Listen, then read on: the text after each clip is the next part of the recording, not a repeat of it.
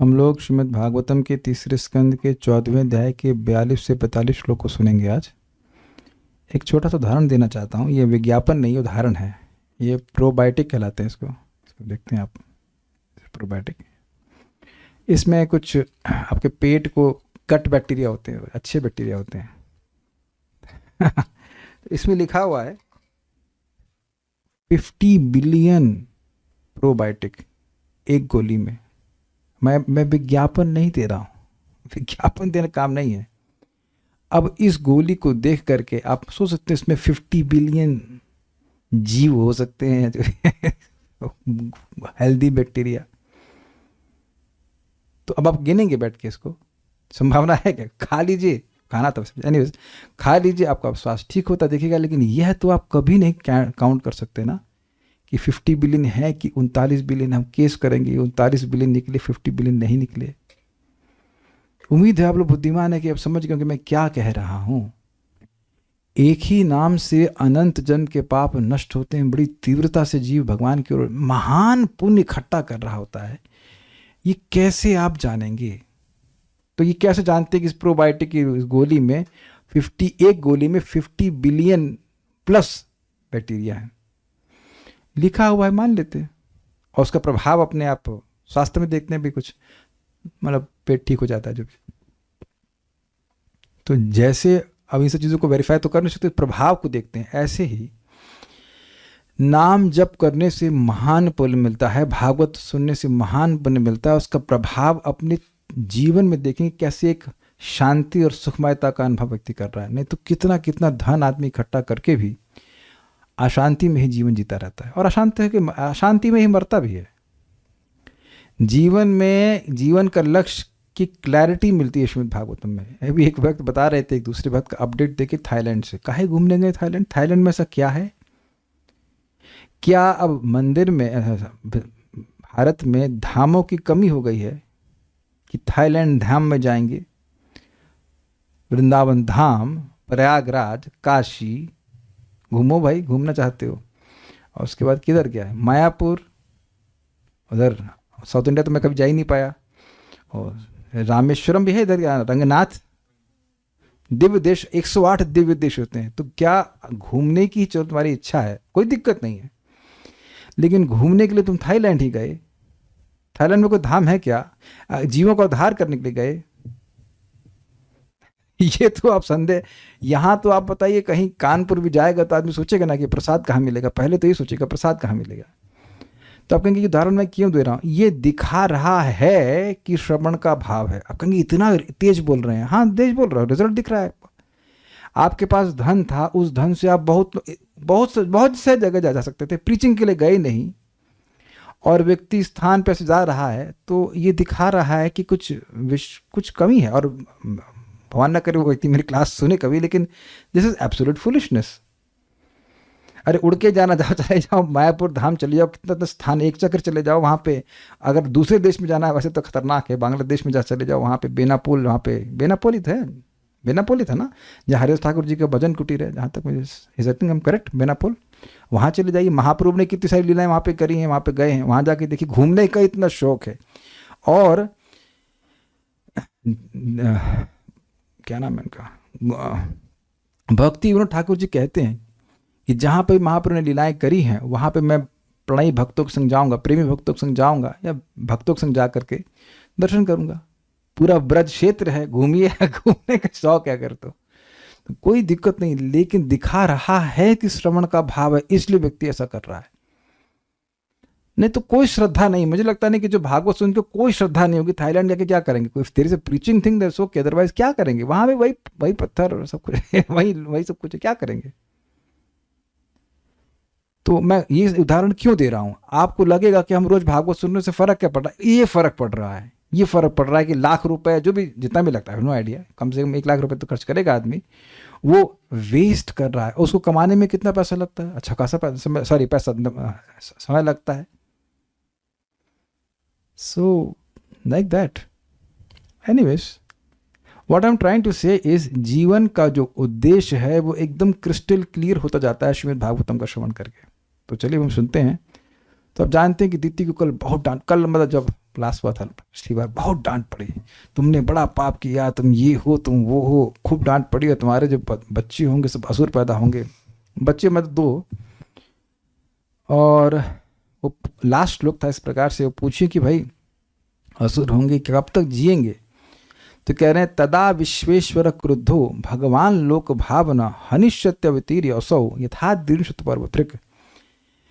भगवान उनके अत्याचार से क्रोधित हो जाएंगे और वह जो लोगों के पालन करने वाले हैं वो भगवान क्रुद्ध होकर के अवतीर्ण होंगे और उनको मार देंगे। जिस प्रकार इंद्र वज्र को धारण करते हैं, वज्र के द्वारा पर्वतों को नष्ट कर देते हैं। लेकिन आज कुछ होप है। आपने ये कथाएं कई बार सुनी होंगी, जाओ जाकर के चूहा बन जाओ अब माफ कर दीजिए। तो माफ करने के जैसे वो बोलना शुरू करता है, ठीक है ठीक है ठीक है ठीक है, ओके ओके, तो रिलैक्सेशन कुछ मिल जाता है। तो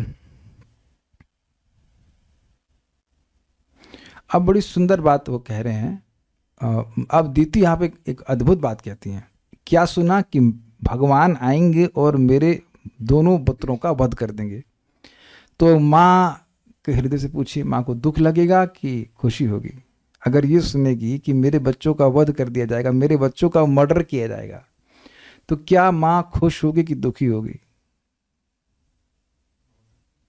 बहुत दुखी होगी। लेकिन दीति अद्भुत तरह से खुश हुई। This is brilliant. और ये बात आपको नोट करनी होगी, इसकी वजह से उनको आशीर्वाद मिला है। आगे आप देखना, पौत्र के रूप में प्रहलाद महाराज आएंगे। ये कारण है, ध्यान सुनना, कि उनको इतना विश्वास है भगवान की महिमा पे। मैंने आपको बताया ना, भगवान के भक्त हैं, कि बड़े खुश हुए कि भगवान मेरे बच्चों को मारेंगे, बहुत अच्छी बात है। वो ब्राह्मण के क्रोध से ना मरे। बहुत सुंदर श्लोक है। यानी कि इनको विश्वास है भगवान की महिमा पर, कि भगवान अगर मेरे लड़कों को मारेंगे तो निश्चित मेरे लड़के जो है वैकुंठ की प्राप्ति कर लेंगे। This is amazing no. सहज श्रद्धा है भगवान विष्णु पर कि मारेंगे तो मेरे बच्चों का कल्याण होगा। तो वहां पे एक शब्द आप देख रहे हैं, आशा से। मैं आशा करती हूं, आई एम लुकिंग फॉरवर्ड, कि मेरे संतानों की वध विष्णु के द्वारा हो जाए। This is mind blowing, mind boggling, कि क्या ऐसा हो सकता है कि कोई माँ अपने बच्चों की वध की आशा करे? अच्छा, आप यह भी नहीं कह सकते कि उनको प्रेम नहीं था।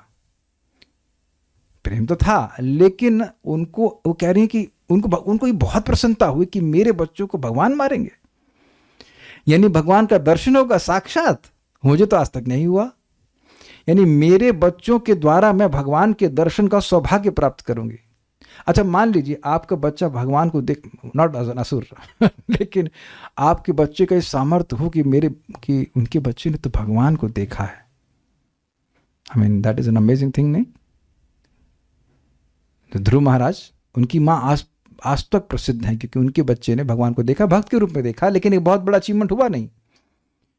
भगवान सारे असुरों को तो मारने, मतलब सभी को मारने के तो आते नहीं है, तो भगवान यहाँ अवतीर्ण हो रहे हैं, उनको साक्षात देखेंगे वो।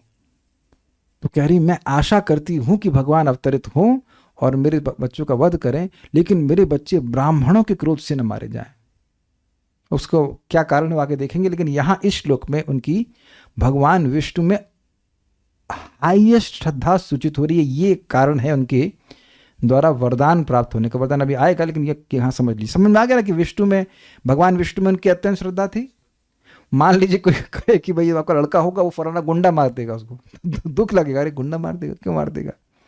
लेकिन यहाँ उनकी श्रद्धा भगवान विष्णु में अत्यंत है। मेरे पीछे बोलिए। दितिरोवाच वधम भगवता साक्षात सुनाभोदार बाहुना।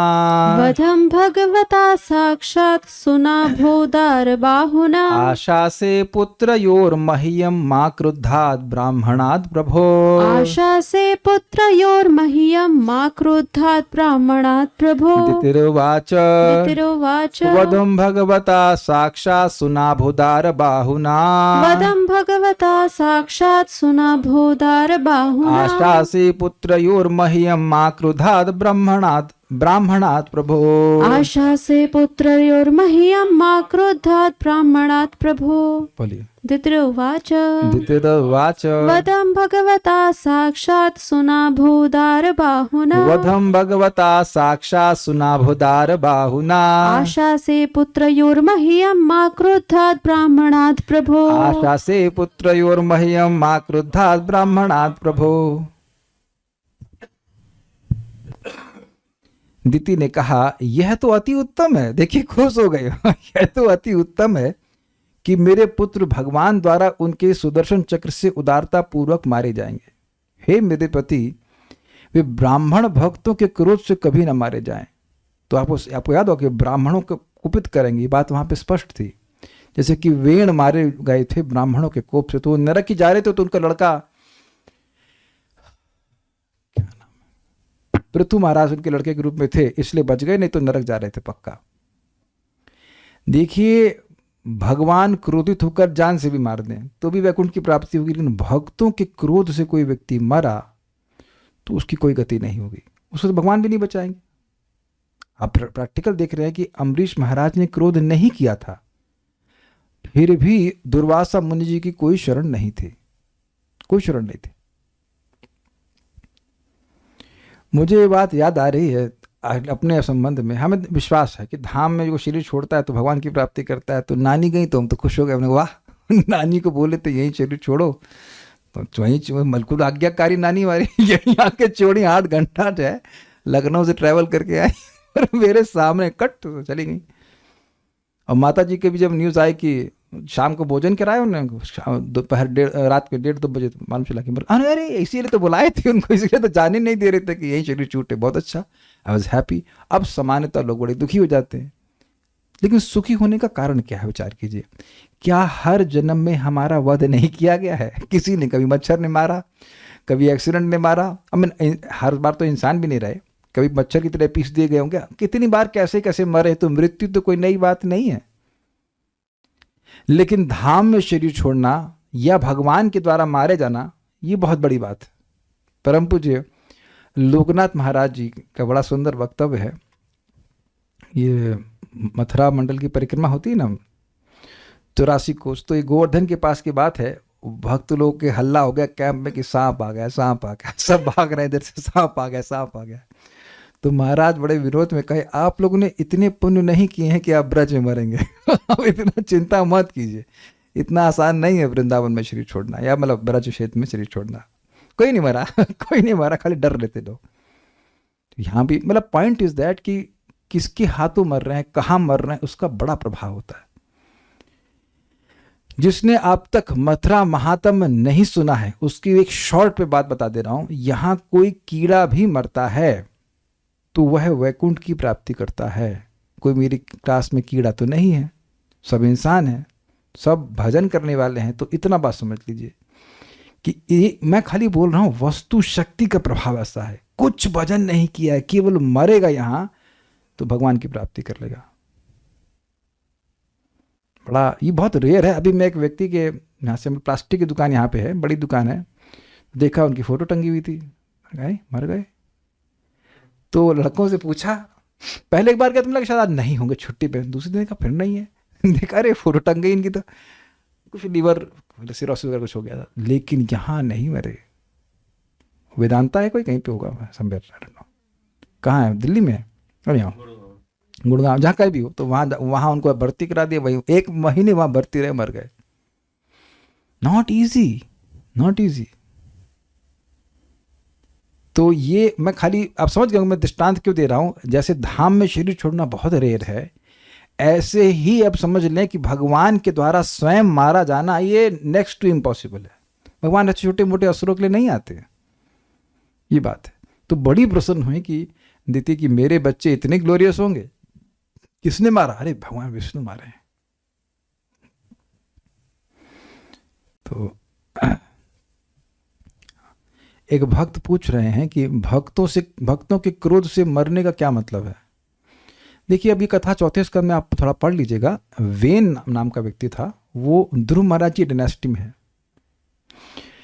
और वंशावली में है, और उनके पिता थे अंग, और अंग का बेटा हुआ वेण, और वेण बहुत क्रूर था।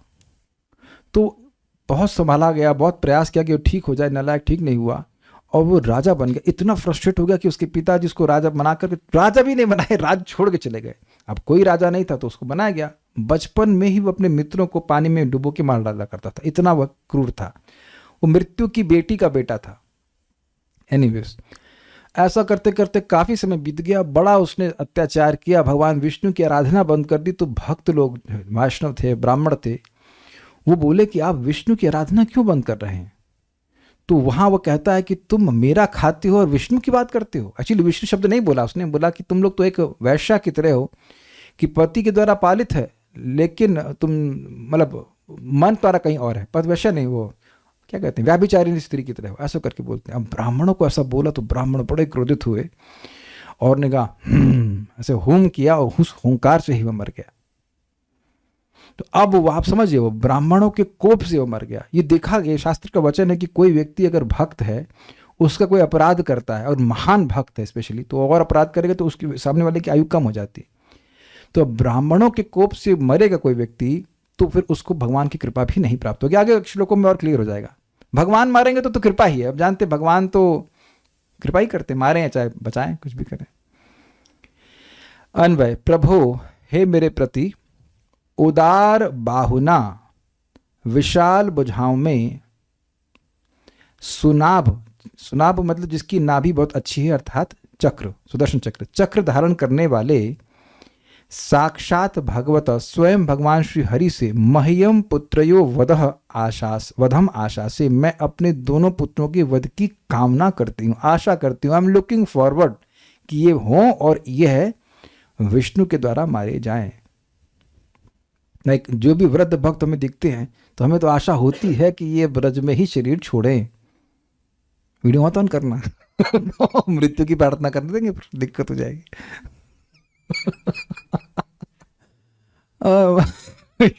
जो लोग भाई वृद्ध हो गए वो अपना वीडियो ऑफ कर लीजिए। हम यहाँ से आशा करते हैं कि आपके सबका शरीर यहीं छूटे भगवान के पास, सारा क्लेश छूटे, भगवान के पास चले जाए।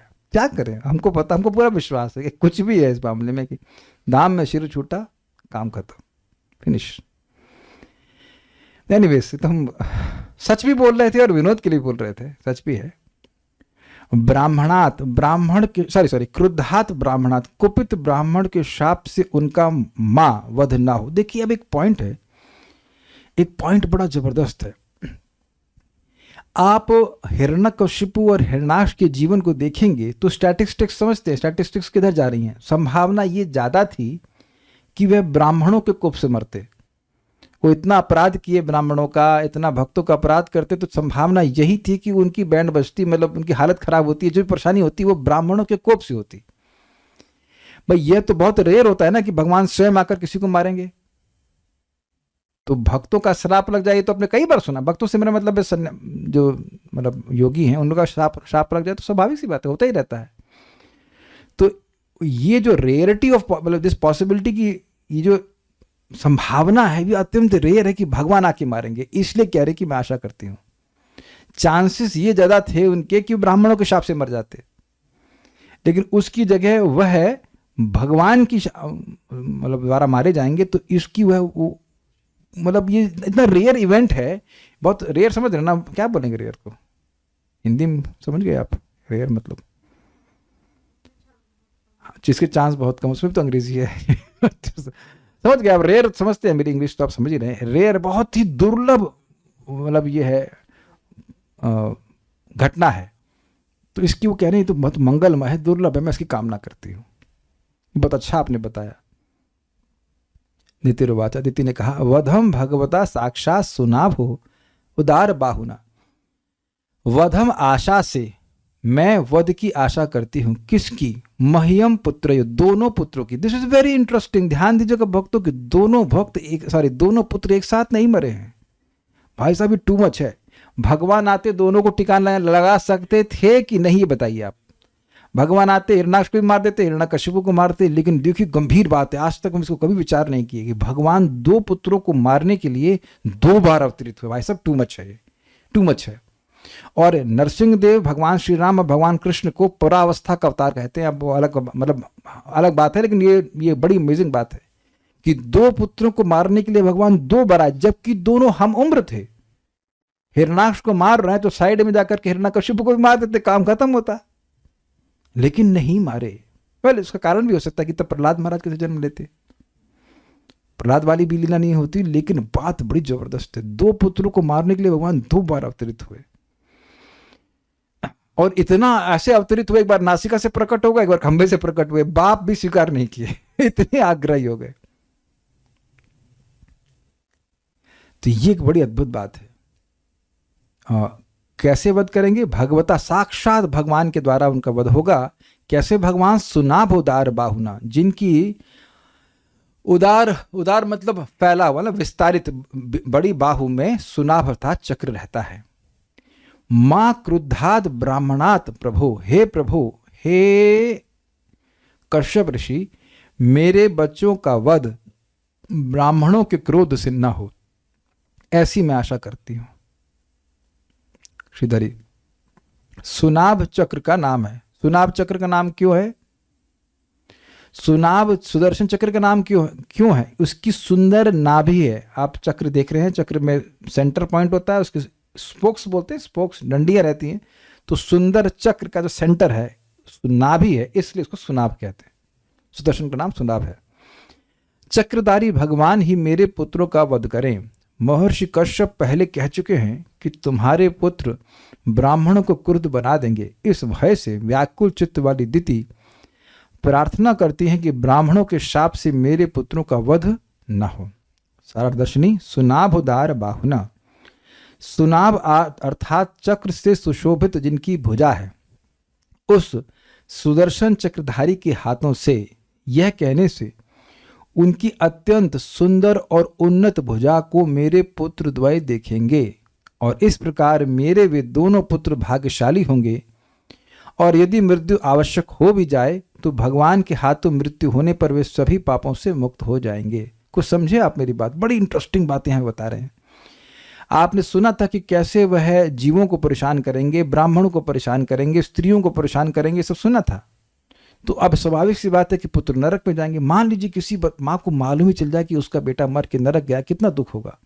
तो ये तो निश्चित था कि नरक जा रहे थे वो।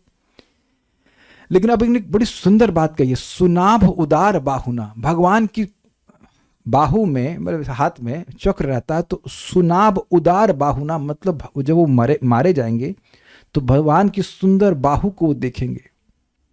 अब ये बताइए कि मरते समय साक्षात भगवान को देखने का सौभाग्य किन लोगों को मिलता है? भगवान का नाम उच्चारण करने मात्र से व्यक्ति भगवान की प्राप्ति करता है। What is that? वाचा यन नाम कीर्तयन। श्रीमद् भागवतम में प्रथम स्कंद में विष्णुदेव कहते हैं कि जो व्यक्ति मरते समय वाचा यन नाम कीर्तन, वाणी मात्र से उनके नाम का कीर्तन करता है, हरे कृष्ण कृष्ण कृष्ण हरे हरे, हरे राम राम राम हरे हरे, तो मुक्त कलेवरम योगी, वह अपने देह को त्यागते समय भगवान का नाम उच्चारण करता है तो सारे पापों से मुक्त हो जाता है। जिनका केवल नाम बोलने मात्र से व्यक्ति सारे पापों से मुक्त होकर भगवान के पास चला जाता है, तो अब वह भगवान उसके सामने, उसके पास हो मृत्यु के समय। तो बहुत ही रेयर इवेंट है, बहुत अद्भुत बात है। अपितु भगवान का नाम भी जीव पर आना मृत्यु के समय बहुत कठिन कार्य है। इस बात को आप छठे स्कंद में सुनेंगे। अजामिल आश्चर्य कर रहा है, मुझ पापी के मुख से नारायण कैसे आ गया? लोग भजन करके मर जाते हैं, मतलब मर जाते हैं, सेंस बहुत मेहनत करते, तब भी मुख से मृत्यु के समय नाम नहीं आता, मेरे मुख से कैसे आ गया?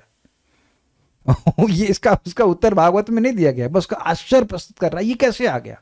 नारायण मेरे मुख से कैसे आ गया? तो आप समझ रहे हैं, जब नाम बोलना ही रेयर है तो भगवान का साक्षात सामने आ जाना, ये तो कहना ही क्या।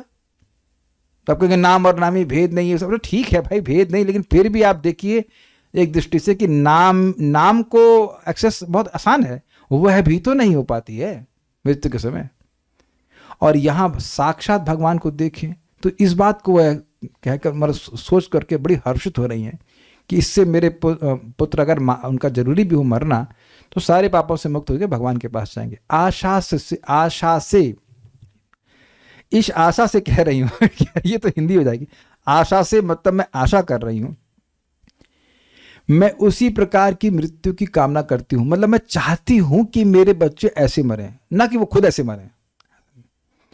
मतलब वो क्यों मारे, उनको भगवान ऐसे क्यों मारेंगे? मह्यम अर्थात ऐसे पुत्रों की माता होने के कारण मैं भी उद्धार के योग्य हूं। मैंने जीवन भर भगवान का रूप नहीं देखा। अब इसका मतलब नहीं कि विग्रह को नहीं देखा, लेकिन साक्षात नहीं देखा ऐसे अर्थ में। फिर भी पुत्र के संबंध से मैं भगवान को देखूंगी ऐसी आशा करती हूं। समझ में आ गया आपको बात कि मेरे पुत्र, अच्छा ये देह कौन उत्पन्न किया? ये देह उत्पन्न करती है मां। तो अब जिस देह से हिरण्याक्ष हिरण्यकशिपु भगवान को देखेंगे वो मां ने दिया है, तो कह रही उनके संबंध से मैं देखूंगी। देखिए इसको समझ लीजिए, बहुत जगह में आपने बहुत ज्यादा मतलब ये देखा होगा कि मान लीजिए आप कुछ नहीं है, मतलब बहुत स्पेशल पोजीशन पे नहीं है, लेकिन लड़का पढ़ लिख करके IAS बन गया, तो अब वह किसी बड़े लोगों के संगत करता है तो व्यक्ति बड़े मतलब क्या कैसे अहंकार से या गर्व से कहता है हमारा लड़का तो उन लोगों के साथ में है।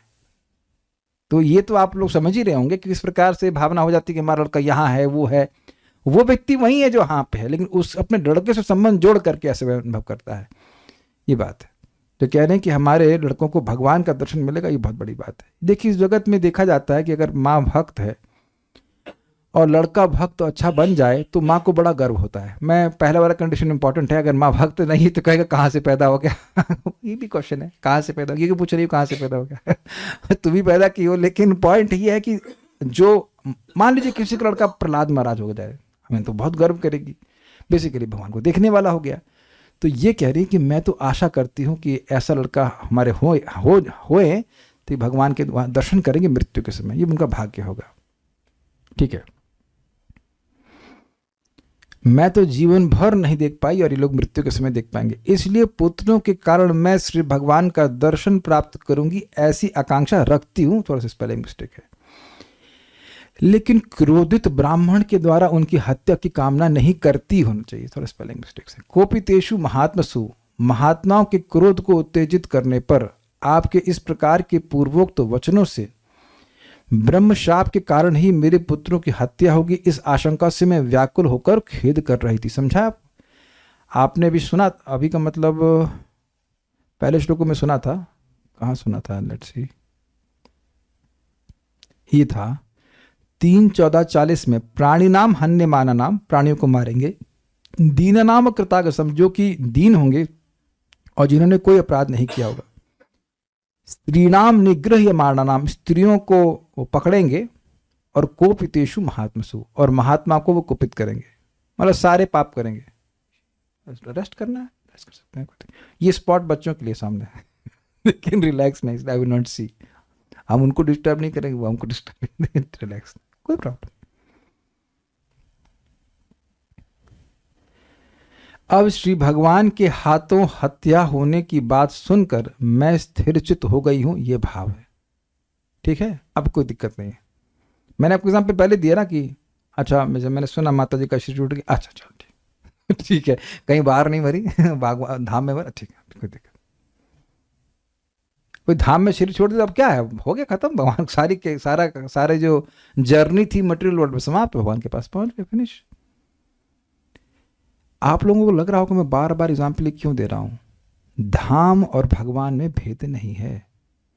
तो यहां दिति का हाईएस्ट रिगार्ड है भगवान विष्णु के प्रति, उनकी सहज श्रद्धा है कि विष्णु भगवान जिसको मारते हैं वह अब मुक्त हो जाता है। ये इतना सहज नहीं है। हमारे रिश्तेदार हैं तो उनकी दादी मर रही है, मतलब मरणासन है, तो जब भी उनकी सांस फूलती है तो मैं इधर ले आओ, कहते नहीं ला सकते ना, क्यों? कि कह रहे मेरी बहनें, जिनकी माँ है वो, मेरी बहनें कहेंगी तुम मारने के लिए अपनी माँ को लेके चले गए अब देखना कि वही चीज कैसे ट्रांसलेट की जा रही है, एकदम पास में है, मतलब विदिन 2 आवर्स, लेकिन जितनी बार बात होती है सांस खींचती है ऊपर नीचे होता है, उन्होंने कहा ले आओ इधर ले आओ, 1 घंटे भर में आ जाएंगे तो पार हो जाएंगे। नहीं, अस्पताल लेके जाना पड़ेगा, नहीं तो बहनें जिंदगी भर हमें कोसती रहेंगी तुम अपनी माँ को मार डाले अब जिसको शास्त्र का ज्ञान नहीं वो ऐसे वो उसी चीज को उस तरह से खींचेगा, इंटरप्रेट करेगा। तात्पर्य जब दीति ने अपने पति से यह सुना कि उसके पुत्रों के कार्यों से बड़े बड़े महात्मा क्रोधित होंगे तो वह अत्यधिक चिंतित हो उठी। उसने सोचा कि कहीं ऐसा न हो कि उसके पुत्र ब्राह्मणों के क्रोध से मारे जाएं। जब ब्राह्मण किसी पर क्रुद्ध होते हैं तो उस समय भगवान प्रकट नहीं होते हैं, क्योंकि ब्राह्मण क्रोध अपने आप में पर्याप्त होता है, वो मार देता है और भगवान की प्रेजेंस होती नहीं है। भक्तों का क्रोध होगा तो उस व्यक्ति की दुर्गति होगी। किंतु वे तब अवश्य प्रकट होते हैं जब उनका भक्त केवल दुखी होता है। भक्त कभी भी दुष्टों द्वारा दिए जाने वाले कष्टों के कारण भगवान से प्रकट होने की प्रार्थना नहीं करता और वह रक्षा करने के लिए याचना करके उन्हें कष्ट नहीं देता। अब भाई ये हाईएस्ट लेवल के भक्त है, जैसे कि प्रहलाद महाराज।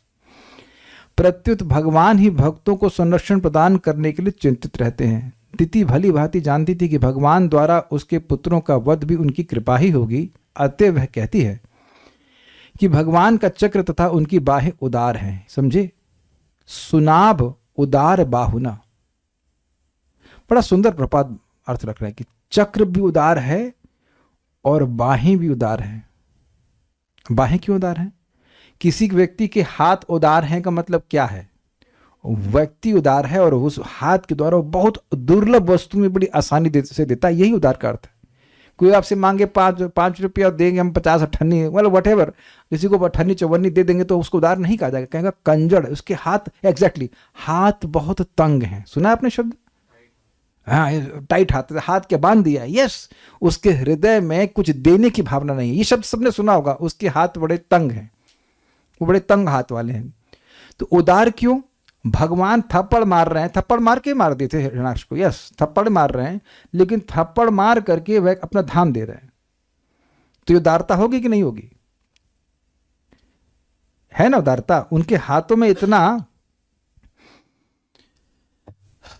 क्या शब्द है, हस्ते न्यस्त नताप वर्ग, श्लोक है ये, कृष्ण कर्णामृत से महाराज कई बार कोट करते हैं। भगवान हस्ते न्यस्त नताप वर्ग, भगवान अपने हाथों में मुक्ति को रखते हैं उन लोगों के लिए जो उनको प्रणाम करते हैं। जबकि हाथ में रखते हैं मतलब बिल्कुल टाइम नहीं लगना चाहिए उनको अपवर्ग देने में।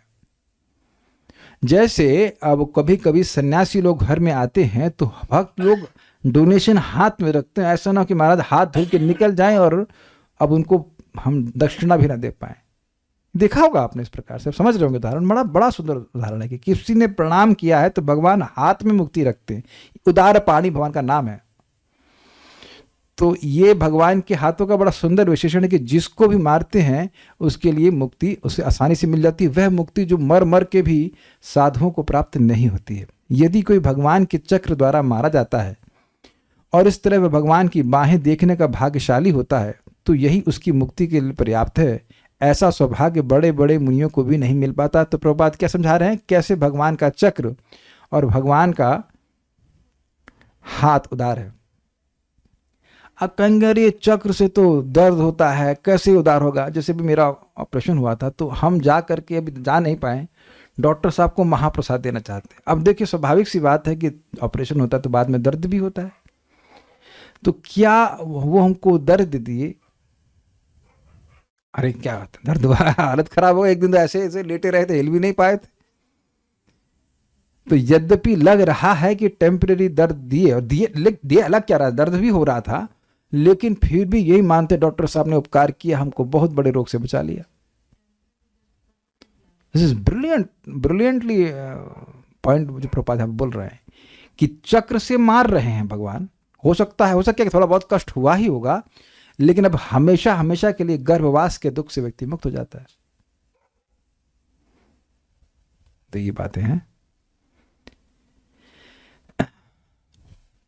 अब एक प्रश्न हो सकता है, जैसे भी भक्त उन्हें पूछा भी था, कि ब्राह्मणों के कोप से मारा जाने में ऐसा कौन सा दिक्कत है?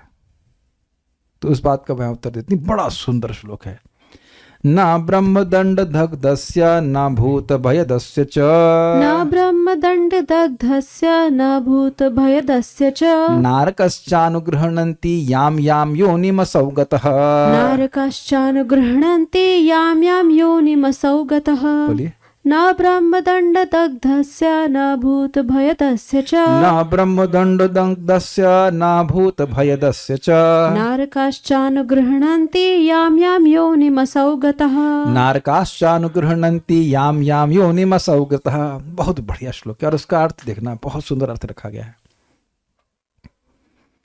जो व्यक्ति ब्राह्मण द्वारा तिरस्कृत किया जाता है, अरे यार क्या है, अगर ब्राह्मण के मन में आ गया ये क्या परेशान कर रहा है, दुखी कर रहा है, हम क्या है, या जो अन्य जीवों के लिए सदैव भयप्रद बना रहता है, मतलब हमेशा किसी को मारना काटना, ये गुंडागर्दी, आतंकवाद, जो आतंकवादी चल रहे हैं, लोगों को परेशान करते हैं, उसका पक्ष ना तो पहले से नरक में रहने वालों द्वारा न ही उन योनियों में रहने वालों द्वारा लिया जाता है जिसमें वह जन्म लेता है।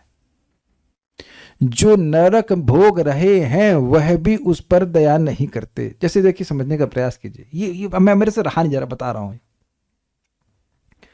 कोई नरक भोग रहा हो तो उसके मन में संकल्प आ सकता है कि भाई मैं ये दुख भोग रहा हूं, भगवान दूसरे को ये दुख कभी ना दे। समझ गए ना, बड़ा जबरदस्त है। इस जगत में देखा जाता है कभी व्यक्ति यहाँ पे भी कोई दुख भोगता है तो उसके मन में दया सी आती है, अजीब सी दया, वो खुद दयनीय है लेकिन मन में संकल्प आता कि भाई यह दुख तो हम किसी और को ना दिखाए। लेकिन जो ऐसे ब्राह्मणों के द्वारा तिरस्कृत हैं या दूसरों को भय देने वाले हैं, उन पर नारकीय लोगों का भी संकल्प नहीं होता कि इन पे कुछ कृपा होनी चाहिए। ये तो हद हो गई, मतलब ये महापातक है। तो ये चीज है। और दो अर्थ ले सकते हैं, एक अर्थ है कि वो किसी भी योनि में चले जाएं, जो ब्राह्मण को द्वारा तिरस्कृत हैं या दूसरों को भय देने वाले वो क्या किसी योनि में चले जाएं और नारकीय लोगों की उन पर कृपा नहीं होती है। दूसरा अर्थ प्रपात यहाँ पे और कह रहे हैं, नारकीय लोगों की तो नहीं होती है और उन निम्न योनि वाले जीवों की भी उन पर कोई कृपा नहीं होती। मान लो कोई कुत्ता है, मान लो कुत्ते को रियलाइजेशन हो कि कुत्ते का योनि बहुत खराब है, भगवान न करे किसी जीव को मिले, तो वह भी ऐसा संकल्प इन लोगों के लिए नहीं करता जो इस प्रकार के पापी होते हैं, अर्थात ये बहुत बड़े पापी हैं, ये बहुत बड़ा पाप हो जाता है। अन्वय देखिए, असौ चाहे वह मतलब वह व्यक्ति जो ब्राह्मण के द्वारा कुपित हुआ था, ब्राह्मण के कोप से मरा था, याम याम योनिम गता, जिस किसी शरीर में क्यों ना गया हो, कैसा भी गति प्राप्त किया हो, नारकः च न, नारकी जीव भी न तो ब्रह्मदंड दग्धस्य, ब्राह्मणों के शाप से दग्ध हुए यानी मरे हुए का, और न भूत भयदस्य अनुगृह्णन्ति, और न प्राणियों को भय देने वाले का उपकार करते हैं। कभी उन लोगों के मन में नहीं आता कि भाई इनका कोई उद्धार होना चाहिए। न ब्रह्मदंड दग्धस्य, जो ब्राह्मणों के दंड से, ब्राह्मणों के कोप से मरे हैं, न भूत भयदस्त च, और जो जीवों को, अन्य जीवों को सर्वदा भयभीत करते हैं। देखिए हो सकता हो कभी किसी से गलती से कोई भय किसी को दे लेकिन उसकी वृत्ति ऐसी नहीं होती। एक भक्त बता रहे थे कि बेचारे वो चूहा पकड़ने के चक्कर में थे, वो चूहा मर गया अंदर। चूहे को मारने का तो उनका उद्देश्य नहीं था, चूहे को पकड़ के बाहर फेंकने चाह रहे थे, उतने में चूहा मर गया बेचारा। तो अब डेफिनेटली कुछ अपराध तो है लेकिन ऐसा उनकी इंटेंशन नहीं थी कि चूहे को मारना ही। मैं एग्जाम्पल दे रहा हूँ कि भाई कभी कभी किसी से कोई अपराध हो जाए एक अलग बात है, लेकिन ऐसा नहीं कि वह अब उसका अस्तित्व ही दूसरों को भय देने के लिए कि इसको आज जान से मार डालूंगा, उसको ऐसा कर दूंगा वैसा कर दूंगा। समझ रहे हैं बात? ये जितने भी वो हैं, क्या कहते हैं, जो टेररिस्ट भी हैं, ये जो अरे जो मुर्गा काटते क्या कहेंगे उसको, कसाई, ये देखो कितना भय देते हैं, गायों को काटते हैं और अन्य सब पशुओं को काटते हैं। पशु को कितना भय होता है, किसी को भी गर्दन काट रहे का भय नहीं होगा। मैं तो उदाहरण का अनुभव कर रहा था कि 2-3 कटिंग लगती है, मतलब सर्जरी में कितना दर्द होता है। किसी गर्दन काटेंगे तो कितना भयभीत होगा व्यक्ति, बताइए। किसी की भी गर्दन काटे, चाहे मुर्गे की काटे चाहे किसी की काटे, बहुत बड़ा पाप है ये।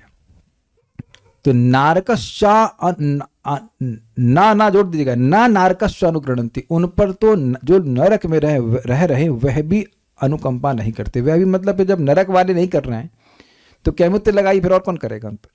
याम याम योनि मसौ गतः, जो जिस योनि को भी ये लोग प्राप्त करते हैं। तो बड़ी अद्भुत बात है कि ये दोनों काम करने वाले हैं। ये जो क्या नाम से, जरा समझिए श्लोक देखिए, 40वां श्लोक था यहाँ पे, ये देखिए दिखा रहा हूँ 40वां, प्राणिनाम हन्यमानानाम दीनानाम अकृतागसाम, जो निरपराधी हैं, दीन है, उनको मारेंगे। ये हो गया ना एक सभी जीवों को भय देने का कार्य। समझ में आ रहा है मैं क्या कह रहा हूं? इनके लड़के महान अपराध जिनका वर्णन अभी इस श्लोक में हो रहा है, उसमें से पहला वाला अपराध करेंगे कि नहीं करेंगे? लिखा है ना कि प्राणियों को मारेंगे। कैसे प्राणियों को मारेंगे? जो निरपराध है उनको मारेंगे, दीन है उनको मारेंगे। एक दूसरा, स्त्रियों को परेशान करेंगे, अपमान। देखिए एक स्त्री, क्या नाम था? द्रौपदी। द्रौपदी को अपमान करने के कारण पूरा कुरुवंश नष्ट हो गया। वहां लिखा है कच स्पर्श हतायुषः, उसके बालों को, कच मतलब बाल, उसके बालों को स्पर्श करने की वजह से ही सारे के सारे कुरुवंशों की आयु समाप्त हो गई थी। कच स्पर्श हत आयुष, समझ रहे? बालों को स्पर्श करने से ही उनकी आयु खत्म हो गई थी। तो वो एक ने कितनी स्त्रियों को परेशान करेंगे। और कोपितेषु महात्मसु, और ब्राह्मणों को कुपित करेंगे। तो अब जिस पाप से दिति डर रही थी कि ऐसा पाप करने वाले पर तो नारकीय जीव भी कृपा नहीं करते, तो मेरे बच्चों पर भगवान कृपा करेंगे। ये कितने आश्चर्य की बात है, खुशी की बात है कि नहीं? जिस पर नारकीय जीव भी कृपा ना करें, उस पर साक्षात भगवान की कृपा हो, तो मां खुश होगी कि नहीं होगी? इसलिए खुश है। अब उम्मीद है कि आपको बात समझ में आ गई होगी।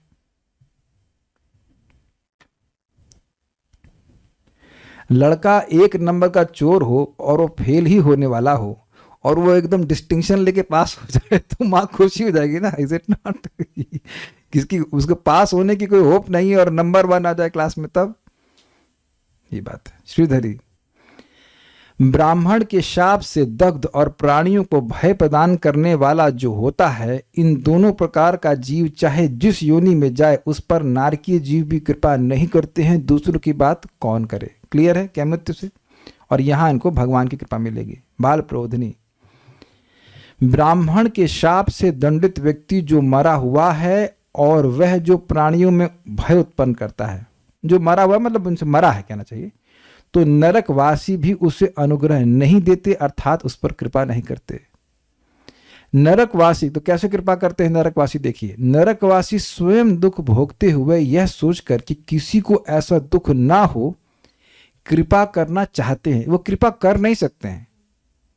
देखिए कि विचारनीय बात है कि नरक में कोई व्यक्ति राम बोलता भी नहीं है। It's very interesting. अगर राम बोल देगा तो तुरंत सब खत्म, लेकिन उनके मुख से राम निकलेगा भी नहीं। बस ये हो सकता है कि हाय हाय हाय हाय करते रहा है, और उसके बाद वो सोचा है ये बड़ा कष्ट है, दूसरे को कष्ट ना मिले, इतना हो सकता है। कृपा करना चाहते हैं, फिर भी इन दोनों पर कृपा नहीं करते। किनके ऊपर? जो दूसरों को भय प्रदान करता है, और जो ब्राह्मणों के कोप से मरा है, यानी ब्राह्मणों का अपराध करके मरा है। जो ब्राह्मण के शाप से दग्ध होकर अथवा लोक में भय उत्पन्न करता है, तो वह जिस भी योनि में जाता है, वहां के प्राणी भी उस पर कृपा नहीं करते। ये समझे आप? मतलब कुत्ता बना तो कुत्ता भी कृपा नहीं करेगा। कुछ समझ में आया?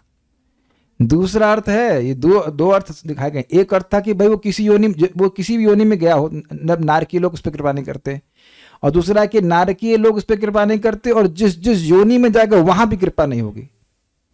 ये समझ में आ रहा है? मतलब कुत्ता बना तो कुत्ता भी उस पर कृपा नहीं करेगा। अभी मैं एग्जाम्पल दूंगा, और आंखों देखा एग्जाम्पल है। प्रभुपाद के तात्पर्य समझाऊंगा मैं। सभी महापातकियों में भी ये दोनों सबसे बड़े महापातकी माने जाते हैं। तात्पर्य, तिरस्कृत जीव योनि का व्यवहारिक उदाहरण कुत्ता है। कुत्ते इतने अधिक तिरस्कृत रहते कि वे अपने ही बिरादरी वालों पर तनिक भी संवेदना नहीं दिखाते। अब इसका क्या मतलब है? देखिए, मैंने आंखों से देखा है। वेदवादी आप मेरे साथ में थे, हम लोग क्लास देने आ रहे थे, आप नहीं थे शायद, नहीं आप नहीं थे साथ में। तो एक छोटा कुत्ता था, और वो दूसरा कुत्ते आए, उसको चीर फाड़ के खत्म कर दिया मेरे आंखों के सामने, विद इन अ फ्लैश। मतलब इतनी देर में कोई कुछ करता, वो जो छोटा पिल्ला था वो मार दिया गया। ये आप में से नहीं किसने कभी देखा है कि नहीं देखा, लेकिन कुत्ते पिल्ले को ही मार देते हैं।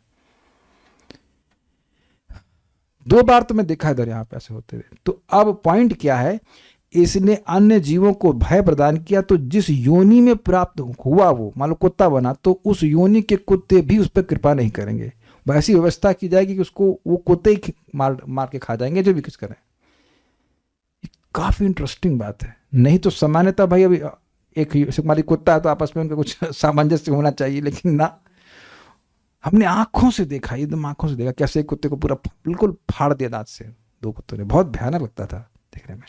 क्या कोई करेगा बताइए? ये तो, और ये भी आपने देखा होगा, बंदर भी एक दूसरे को काटते हैं, किसी के छोटे छोटे बंदर जो छोटे बच्चे होते हैं उसी को दांत से काट के उनका हाथ में उखाड़ देते हैं। तो वृंदावन में कई बार आप देखे होंगे, बहुत बार ऐसा रहता है, तो उन पर कृपा नहीं होती।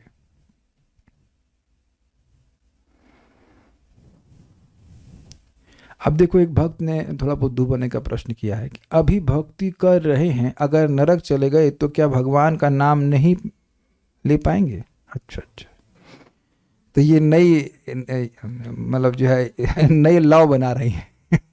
अभी नई बच्ची है तो इनको पता नहीं है भाई। एक बार भी अगर किसी ने बोल दिया है राम कृष्ण गोविंद हरि, तो वो अब चाहेगा भी तब भी उसको नरक का वीजा नहीं मिल सकता। काहे बोल दिए तुम राम, अच्छा कैंसिल कर दी? नहीं, कैंसिल नहीं हो सकता, तुम अब नरक नहीं देख सकते हो। प्रभु जी इतने कॉन्फिडेंस से आप कैसे बोल रहे हो? जिह्वान भक्ति भगवद गुण नाम ध्येयम चेतस्य न स्मरति यच्चरणारविंदम कृष्णाय नो नमति चरदे कदापि तानान यद्धम सुतकृत विष्णु कृत्यान।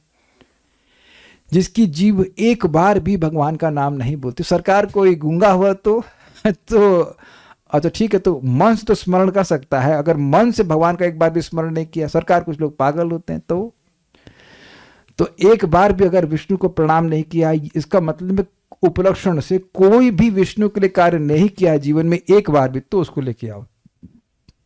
ये हिसाब किताब है। तो आपका ये कहना कि भक्ति कर रहे हैं और नरक चले जाएंगे, तो ये अज्ञान पे आधारित प्रश्न है, ऐसा नहीं होता है। ओके, और कुछ? भक्तों के क्रोध से मरने का क्या मतलब वो समझ नहीं आया। अभी तो मैंने बता दिया आपको ना, ब्राह्मणों वाला था।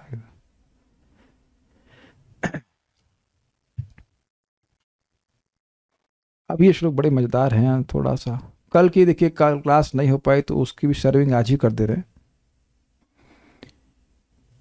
अब हम लोग कश्यप जी की बात कर रहे। कश्यप जी बड़े प्रसन्न हुए, बहुत प्रसन्न हुए। कश्यप उवाच कृत शोकानुतापेन सद्यः प्रत्यवमर्शनात् भगवती उरुमानाच्च भवे मय्यपि चादरात्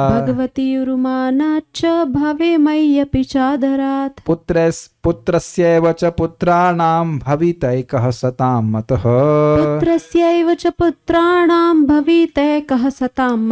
गास्यन्ति यद्यशः शुद्धं भगवतो यदशासमम् अह।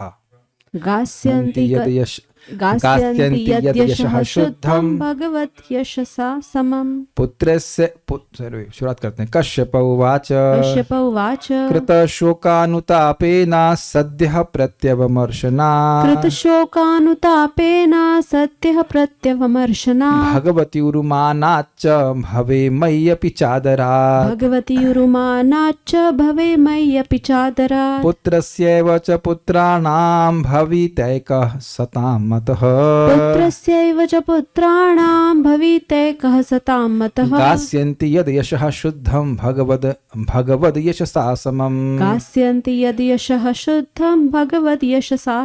ये सुन के जाइए, श्लोक बहुत जबरदस्त है। बोलिए। कश्यप उवाच कृत शोकानुतापेन सद्यः प्रत्यवमर्शनात् भगवती उरुमानाच्च भवे मय्यपि चादरात् पुत्रस्यैव च पुत्राणां भवितैकः सतां मतः गास्यन्ति यद्यशः शुद्धं भगवत यशसा समम्। बहुत अच्छा श्लोक है। विद्वान कश्यप ने कहा, तुम्हारे शोक, पश्चाताप तथा समुचित वार्तालाप के कारण तथा पूर्ण पुरुषोत्तम भगवान में तुम्हारी अविचल श्रद्धा एवं शिव जी तथा मेरे प्रति तुम्हारी प्रशंसा के कारण भी तुम्हारे पुत्र हिरण्यकश्यप तथा एक पुत्र प्रहलाद भगवान द्वारा अनुमोदित भक्त होगा और उसकी ख्याति भगवान के ही समान प्रचारित होगी। मतलब इतनी पवित्र होगी कि उनकी ख्याति के से भगवान की ख्याति निकलेगी, ऐसा समझ लीजिए भाई। 7वें स्कंद में नरसिंह देव तो बहुत थोड़ी देर के लिए आते हैं, गेस्ट अपीयरेंस। बाकी पूरी पिक्चर के हीरो तो प्रहलाद महाराज हैं। आप जब भी सुनेंगे नरसिंह कथा तो उसमें प्रहलाद महाराज की कथा अधिक होगी। नरसिंह महाराज आए वो मारती काम करता, क्या कहते हैं इसमें फिल्मों में, cameo experience, sorry cameo appearance, थोड़ी देर के लिए गेस्ट अपीयरेंस। पूरी कथा प्रहलाद प्रहलाद प्रहलाद प्रहलाद। कुछ हमें सुनाई नहीं पड़ रहा है, माइक बताइए। ये आशीर्वाद दे रहे हैं या फ्यूचर फोर्सी कर रहे हैं? आशीर्वाद ही कर रहे हैं। देखिए आपने कई बार कथा में सुना होगा कि कोई ऋषि बहुत गुस्सा हुए, शाप दे दिए, तो तुरंत व्यक्ति जो है वो गिर गया, उन्होंने माफ़ी मांगी तो उसको वो चेंज कर देते हैं, अच्छा ऐसा ऐसा होगा, ऐसा ऐसा होगा। तो यहाँ पे पश्चाताप के कारण उनके को कितना बड़ा आशीर्वाद मिला। केवल पश्चाताप नहीं, बहुत सारी बातें, 5 कारण, उसकी वजह से उनको बहुत बड़ा आशीर्वाद मिलेगा। किसी स्त्री का नाती सॉरी पोता प्रहलाद हो जाए तब बहुत बड़ा आशीर्वाद हुआ ना। एक तो था आशीर्वाद ये कि हिरण्यकशिपु को मारेंगे भगवान, और फिर दूसरा जो है वो प्रहलाद पैदा हो जाएंगे। तो बहुत ये तो rarest of the rare possibility है। देखते हैं, कश्यप वाचा, कश्यप जी ने कहा, कृत हे देवी तुमने किए गए अपराध पर, कृत मतलब जो आदमी इंद्रियों से करता है, तो कह रहे हैं तुमने अपने किए गए अपराध पर शोक, दुख और अनुतापे ना, पश्चाताप के बराबर। पश्चाताप का मतलब पश्चाताप जो बाद में किया था, वेरी गुड। ताप मतलब व्यक्ति दुख अनुभव, हीट अनुभव करता है कि मैंने गलत किया, मैंने गलत किया।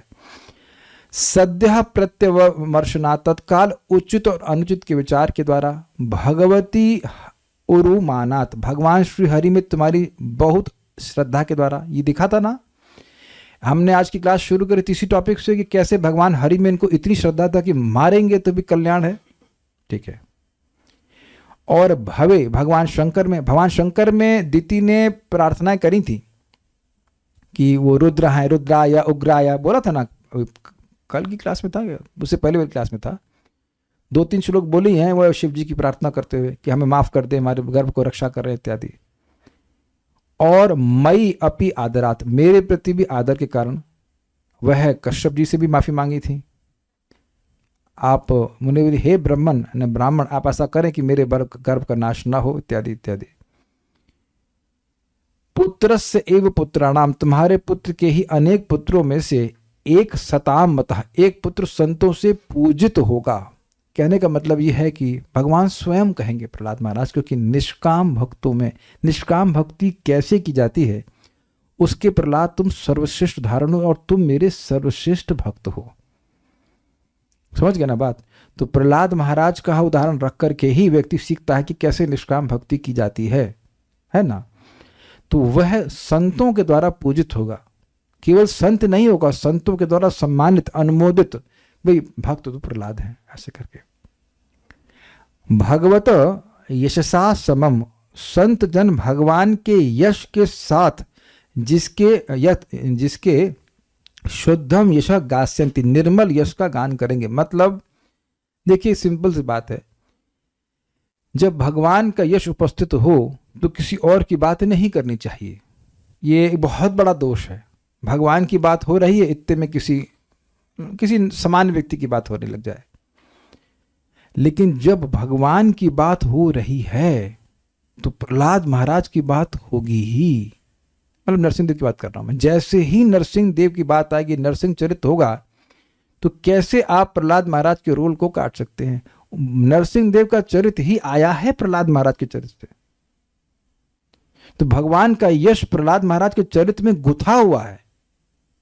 You can not exclude them, अलग नहीं कर सकते हैं। तो प्रहलाद महाराज का चरित्र सुनकर कितने ही जीव पवित्र हुए। स्वयं श्रीमन चैतन्य महाप्रभु कितनी बार सुने, किसी को पता है? प्रहलाद महाराज का चरित्र और ध्रुव महाराज का चरित्र 108 बार। गदाधर पंडित प्रभु से 108 बार वह चरित्र पूरा पढ़ते कि फिर सुनाओ, फिर सुनाओ, फिर सुनाओ। इसी प्रकार से प्रहलाद महाराज के चरित्र को नारद जी स्वर्ग में जाकर कथा सुनाते हैं कि ये ऐसा ऐसा भक्त हुआ। तो ऐसा तुमको आशीर्वाद मिलेगा। कश्यप वाचा कृत शोक अनुतापिना, अपने कृत मतलब अपने द्वारा किए गए अपराध के ऊपर शोक के द्वारा, अनुताप के द्वारा, सद्यः प्रत्यवमर्शनात्, और उचित और अनुचित का तुरंत ही तुमने विचार किया कि मैंने गलत किया था कि सही किया था। भगवत उर्मानाच, और भगवान श्री हरि में तुम्हारा बहुत अधिक सम्मान था कि भगवान मारेंगे तो बड़ा अच्छा होगा मेरे बच्चों के साथ। भवे मतलब शिव जी के प्रति, और मई चादरात, और मेरे प्रति आदर के कारण, ये 5 चीजों के कारण तुम्हारा पुत्रस्यैव च पुत्राणाम, पुत्र के पुत्रों में, पुत्र एक है, कौन पुत्र? हिरण्यकशिपु। हिरण्याक्ष का कोई बच्चा नहीं था तो पुत्र एक हुआ हिरण्यकशिपु, और उसके पुत्र हुए थे 4, उसमें प्रहलाद महाराज एक थे। भविता एकः सताम मत, एक होगा जो प्रहलाद होगा, जो सताम मत मतलब भक्तों के द्वारा अनुमोदित, पूजित, सम्मानित होगा। गास्यंत यद यशः शुद्धम, जिसके शुद्ध यश को गाएंगे, कौन भक्त लोग गाएंगे?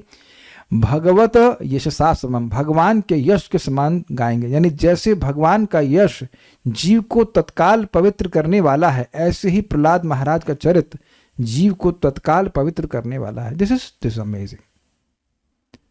तो ये बात है, ये बहुत बड़ा आशीर्वाद है।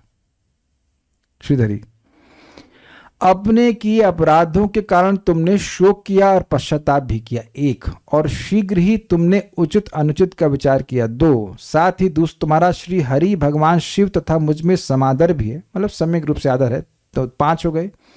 इन 5 कारणों के कारण तुम्हारे पुत्र के पुत्रों में से एक पुत्र ऐसा भी होगा जिसका भक्तजन भी समादर करेंगे और उसके यश का, श्री भगवान के यश के ही समान गायन करेंगे, मतलब बड़े आदर बुद्धि के साथ। तो इस प्रकार से बातें हुई, आगे फिर हम लोग सुनेंगे। और कोई प्रश्न किसी बात का है तो हम देख लेते हैं। यह दंड तो नरक में मिलता है, किंतु वह दुखदाई व्यक्ति इस भौतिक जीवन में कैसे दुख भोगता है? पता नहीं कौन से की बात कर रहे हैं। अजामिल तो पहले वर्णाश्रम धर्म में विष्णु जी की सेवा करता था ना, तो यमदूत कैसे दिखी उनको? आपने ये बताएं कि ये अजामिल, प्रश्न के पॉइंट क्या है? अच्छा, जरा एक मैकेनिकल इंजीनियरिंग में भी प्रश्न कीजिए सलोनिया माता जी। मैकेनिकल इंजीनियरिंग में कोई प्रश्न नहीं किया आपने अब तक? अरे, I am waiting for a question. तो आप देख रहे हैं कि जिस विषय को आपने सुना ही नहीं, उस पर आप कोई प्रश्न फ्रेम नहीं कर पाएंगे। तो निवेदन है कि परम पूज्य राधा गोविंद महाराज का आप नाम महिमा को अच्छे से सुनिए, कम से कम 10 बार, उसके बाद प्रश्न कीजिएगा। कोई भी व्यक्ति की हिम्मत हो अजामिल के बारे में कोई प्रश्न करने के लिए, तो पहले उस सीरीज को 10 बार आप सुनिएगा। हम 14 बार सुन चुके इसलिए बोल रहे हैं, हम अहंकार से नहीं बोल रहे। जब तक कोई टॉपिक आप ठीक से सुनते नहीं तो मैं डांट नहीं रहा हूं, मैं एक डांटूंगा नहीं तो सीखे कैसे, बताइए? डांटेंगे नहीं तो कुछ। तुलसी माता जी आप भी तो टीचर है, नहीं डांटती हैं बच्चों को? हाँ, कहीं बहुत डांटती हूँ, डंडी भी लग नहीं, पिटाई तो नहीं करती। तो बिना डांटे कोई सुधरता है? तो आप जब खूब अच्छे से सुनने, मैं इसलिए बोल रहा हूँ किताब पढ़ के भी समझ में नहीं आएगा। चलिए, अब आपने प्रश्न किया तो हम बता दें। जैसे आपसे यहाँ गलती हो रही है, ऐसे गलती किसी से भी हो सकती है। यमराज से भी गलती होगी। महाराज समझा रहे थे कि यमराज जी भी करे, यार गलती हो गई। यमदूतों को कभी सिखाया ही नहीं कि जो कैसे भी नाम बोले उसके पास नहीं जाना चाहिए, तो फिर वो क्लास लेते हैं।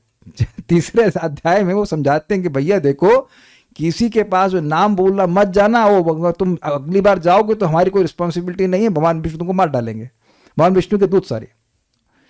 तो तुम हम इस बार तो बच के आ गए, दोबारा नहीं बचोगे। तो निवेदन है कि जिन्होंने भी नहीं सुना है वो कम, बड़ी रसमय कथा है, महाराज ने खूब अच्छी सुनाई है, सभी श्लोकों को महाराज ने लिया है और बहुत अच्छे से समझाया है। तो निवेदन है कि आप कृपया सुनिए। नहीं जिसको पास लिंक देंगे हमसे पूछ लेना, लिंक दे देंगे। जबरदस्त क्लास, बहुत जबरदस्त, एकदम खुश हो जाएंगे। और सारी नाम की महिमा काफी क्लियर होता है कि जीभ से बोलने से भी क्या फायदा होता है, इत्यादि इत्यादि इत्यादि। अच्छा, तो इसलिए हम इस पर और कुछ नहीं बोलेंगे। बस उनसे गलती हो गई थी यमदूतों से, इसलिए यमराज ने बाद में माफी मांगी थी। वह व्यक्ति जो भगवत भक्तों के प्रति अपराध करता है, वह इस भौतिक जीवन में कैसे दुख पाता है? आप जानना चाहते हैं तो करिए अपराध। क्या करेंगे, वजन डिस्टर्ब हो जाएगा और क्या होगा। ये दोनों का समन्वय कर दीजिए। क्या इन दोनों का? हमको नहीं समझ में आया। भरत महाराज को और गजेंद्र हाथी को जानवर की योनि कैसे मिली?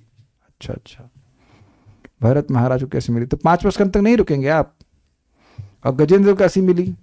तो 8वां स्कंद तक अब रुकिए तो समझाएंगे। ये तो महाराज की कथा सुन लीजिए।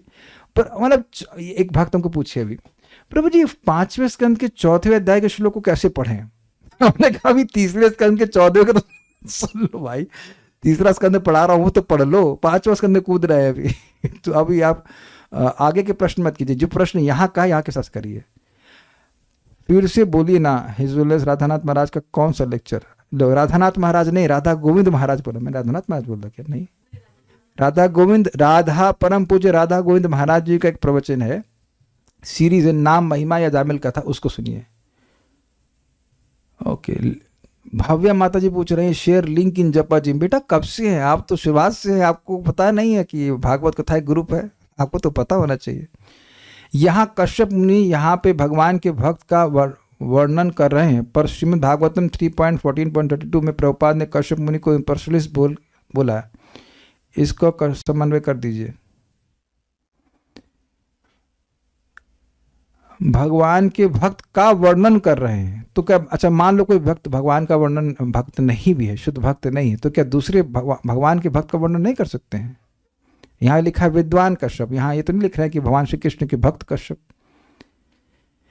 विद्वान हैं तो ये बोध है कि भगवान हरि के भक्त कौन होते हैं, क्या होते हैं। भले वो शिव जी के भक्त हों, जैसे प्रभुपाद ने बोला था, वो बोला था कि ऐसा लग रहा है और वो इम्पर्सनलिस्ट है, ठीक है, लेकिन मतलब ये नहीं कि उनको ज्ञानी नहीं है। ब्रह्मा जी के पौत्र होने का मतलब समझते हैं आप लोग समझते हैं ना? ब्रह्मा जी के पौत्र होने का मतलब क्या समझते हैं?